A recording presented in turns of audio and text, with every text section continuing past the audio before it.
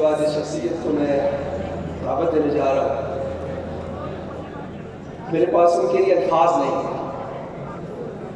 میں اتنا جانتا ہوں گونگوں بہروں کو سبق سمجھانے کا فن جانتے ہیں.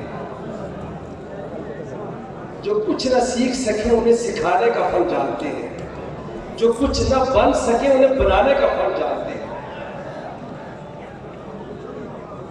اور میرے سامنے دائیں بائیں اوپر نیچے ہزاروں کی تعداد میں ایسے لوگ اس وقت بھی موجود ہیں جو شاید اس ہستی کی تعلیم اور تربیت کے قبر کی دیواروں تک محفوظ رہے. ان کی تعلیم، ان کی تربیت، ان کی شفقت، ان کی محبت، ان کی محنت، ان کی دیانت، صداقت، امانت ہمیشہ ہمارے دلوں میں، ہمارے دماغوں میں مرکوز رہے گی. ہم تا حیات اس کا قرض اتار نہیں سکیں گے، دے نہیں سکیں گے. آج اگر یہ فقیر بھی یہاں پر بول رہا ہے، یہ زبان تو میری ہے لیکن الفاظ اسی شخصیت کے، تربیت تعلیم اسی ہستی کی ہے. حضرت استاد محترم فضیلت استاد الشیخ مولانا محمد یوسف خان صاحب دامت برکاتہم العالیہ.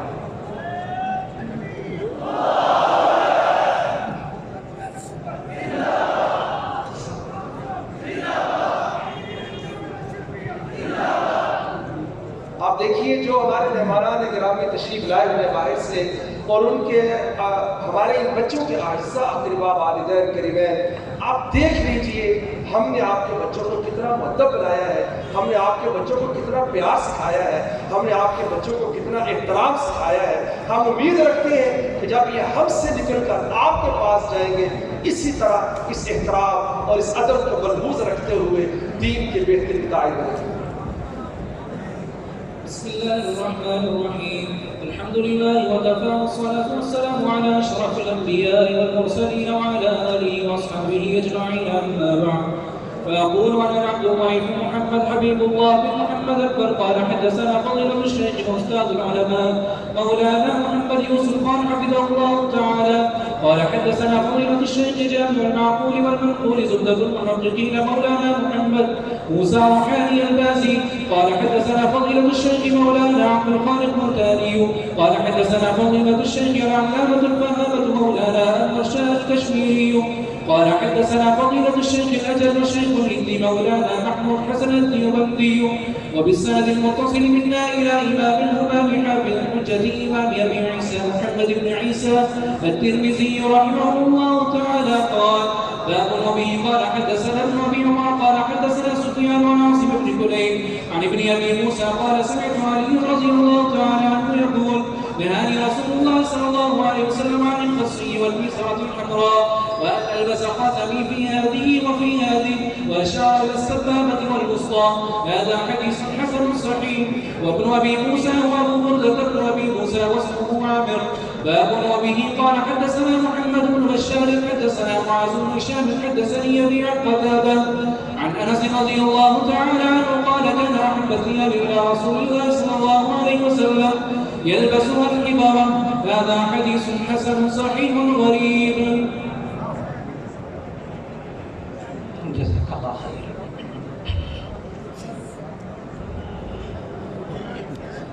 نحمده ونصلي على رسوله الكريم. أما بعد فأعوذ بالله من الشيطان الرجيم. بسم الله الرحمن الرحيم. إن الله وملائكته يصلون على النبي يا أيها الذين آمنوا صلوا عليه وسلموا تسليما. اللهم صل على محمد النبي الأمي وعلى آله وسلم تسليما. ابھی آپ حضرات نے جامع ترمذی کے ابواب اللباس کی آخری روایات سنی، جس میں اللہ رب العزت نے رسول اکرم صلی اللہ علیہ وسلم کے ذریعے ہمیں ہدایات عطا فرمائیں، اور حضرت عبداللہ بن بریدہ اپنے والد حضرت بریدہ رضی اللہ تعالی عنہ سے روایت کرتے ہیں جاء رجل إلى النبي صلى الله عليه وسلم وعليه خاتم من حديد، کہ ایک شخص نبی صلی اللہ علیہ وسلم کے پاس آئے. انہوں نے لوہے کی انگوٹھی پہنی ہوئی تھی. فقال ما لی ارى علیک حلیۃ اہل النار. نبی صلی اللہ علیہ وسلم نے فرمایا میں تمہارے اوپر جہنم والوں کا زیور دیکھ رہا ہوں. یہ مجھے کیا دیکھنے کو مل رہا ہے؟ تو نبی صلی اللہ علیہ وسلم نے اس لوہے کی انگوٹھی پہننے کو ناپسند فرمایا، اس لیے کہ یہ جہنمیوں کا لباس ہے. اس لیے محدثین اور فقہاء لکھتے ہیں کہ مردوں کو بھی اور عورتوں کو بھی لوہے کی انگوٹھی پہننا مکروہ تحریمی ہے. پھر اس کے بعد روایت میں یہ ہے کہ ثم جاءہ علیہ خاتم من صفر. پھر ایک صاحب تشریف لائے تو نبی صلی اللہ علیہ وسلم نے دیکھا کہ انہوں نے پیتل کی انگوٹھی پہنی ہوئی ہے. فقال ما لی اجد منک ریح الاصنام. مجھے کیا ہوا کہ میں تمہاری طرف سے بتوں کی بدبو پا رہا ہوں. اس لیے کہ اس دور میں بھی جو مشرکین مکہ بت بناتے تھے وہ پیتل کے بت ہوتے تھے. اس نے پیتل کی انگوٹھی پہنی ہوئی تھی تو نبی صلی اللہ علیہ وسلم نے اس کو بھی ناپسند فرمایا.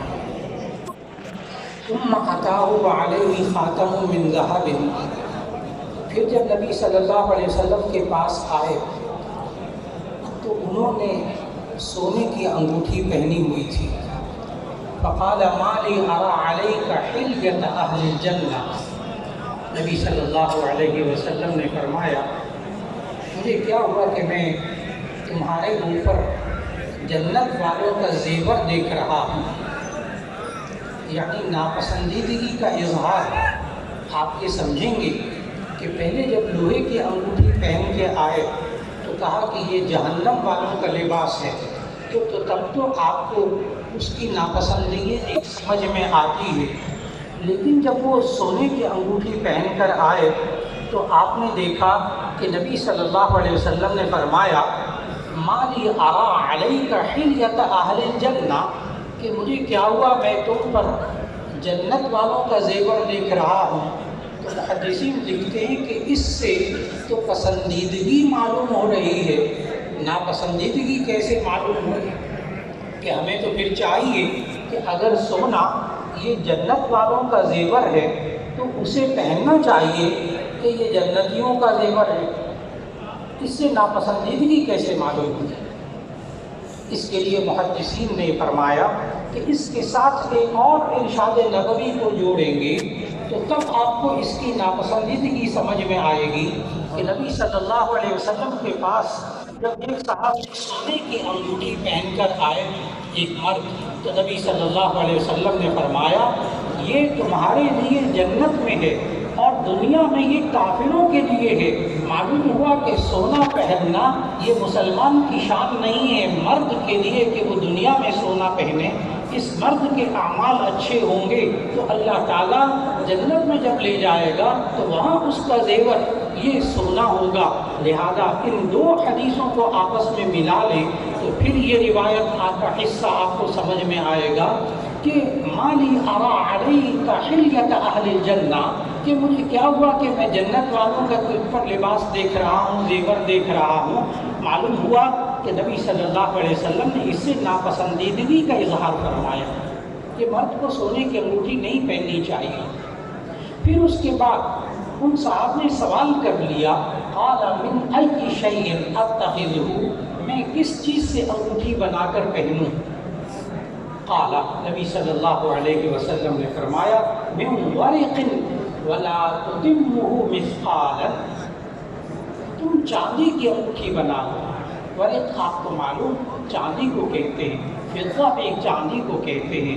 تم چاندی کی انگوٹھی پہن لو اور اس مرد کو اجازت دیتے ہوئے اس چاندی کی انگوٹھی کے لیے وزن بھی بتایا کہ ولا تتمہ مثقالا اور وہ مثقال تک نہ پہنچتی ہو. یعنی مثقال آپ سمجھتے ہیں اوزان شرعیہ میں کہ مثقال تولے اور ماشے کے اعتبار سے یہ 4.5 ماشے کا بنتا ہے۔ اب چونکہ تولے اور ماشے نہیں رہے، اب گرام آ گئے، اور ایک مثقال جو ہے وہ جو 4.5 ماشے کا ہوتا ہے وہ گرام کے اعتبار سے 4 گرام 37 ملی گرام کا ایک مثقال ہوتا ہے۔ یعنی اب اگر سنار کو آپ یہ کہیں کہ مرد کے لیے اگر انگوٹھی بنائے تو وہ 4.5 گرام سے کم کی انگوٹھی بنا لے، یہ مرد کے لیے پہننا جائز ہے۔ اور پھر اس کے بعد کی روایت میں نبی صلی اللہ علیہ وسلم نے قصیر کپڑا پہننے سے منع فرمایا، جو ریشم اور کتان سے ملا کر بنایا جاتا ہے، اور جو آج کل سنتھیٹک یعنی مصنوعی ریشم سے بنتا ہے وہ اس حرمت میں اور ممانعت میں شامل نہیں ہے۔ اس سے مراد وہ کپڑا جو کہ ریشم کا کیڑا بناتا ہے، وہ ریشم کو پہننا مرد کے لیے ممنوع ہے، عورت کے لیے جائز ہے۔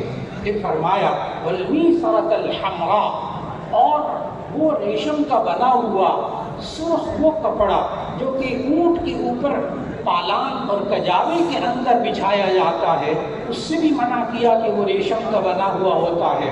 اور پھر فرمایا آخری روایت کے اندر راوی کہتے ہیں حضرت انس رضی اللہ تعالی عنہ قال كان احب الثياب الى رسول الله صلی اللہ علیہ وسلم يلبسه الحبرة، کہ نبی صلی اللہ علیہ وسلم حبرہ یعنی منقش چادریں پہننا پسند کرتے تھے، جو اس وقت کا قیمتی لباس ہوتا تھا۔ اللہ رب العزت نے ہمیں قرآن مجید کے اندر لباس کا ادب سکھایا اور لباس کی تعریف بھی سکھائی۔ سورہ اعراف کی آیت نمبر 26 کے اندر اللہ تعالیٰ فرماتے ہیں یا بنی آدم قد انزلنا علیکم لباسا یواری سوآتکم وریشا ولباس التقوی ذلک خیر۔ اے بنی آدم، ہم نے تمہیں لباس عطا فرمایا، اس لباس کا بنیادی مقصد یہ ہے کہ یواری سوآتکم، وہ تمہاری سطروں کو ڈھانپے۔ معلوم ہوا اس نص قرآنی سے کہ جو لباس سطر نہ ڈھانپتا ہو وہ لباس پہننا جائز نہیں ہے، وہ بنی آدم کا لباس نہیں ہے، وہ انسانی لباس نہیں ہے۔ انسانی لباس وہ ہوتا ہے جو انسان کے بدن کو ڈھانپتا ہے۔ اور پھر اس کے بعد اللہ تعالیٰ نے ہمیں یہ نصیحت فرمائی کہ وَلِبَاسُ التَّقْوَىٰ ذَلِكَ خَيْرٌ، کہ تقویٰ کا لباس وہ بہتر ہے۔ ساری زندگی آپ علماء سے التماس ہے کہ یہ تقویٰ کا لباس اپنے اوپر اوڑھے رکھیے گا، وہ تقویٰ کا لباس کہ جس کی تعریف، جس کی خصوصیات آپ نے قرآن و سنت میں حاصل کی، معلوم کی، اساتذہ نے آپ کو پڑھایا۔ اللہ رب العزت ہمیں بھی اور آپ کو بھی ساری زندگی تقویٰ کا لباس پہننے کی توفیق عطا فرمائے۔ وآخر دعوانا ان الحمد للہ رب العالمین۔ بارک اللہ خیر، شکر اللہ حیاک اللہ۔ اللہ رب العزت کہتے ہیں استاد محترم کو فیض سے ہمیں مستفید فرماتے رہے، ان کا سایہ تا دیر ہمارے سر پر قائم رہے۔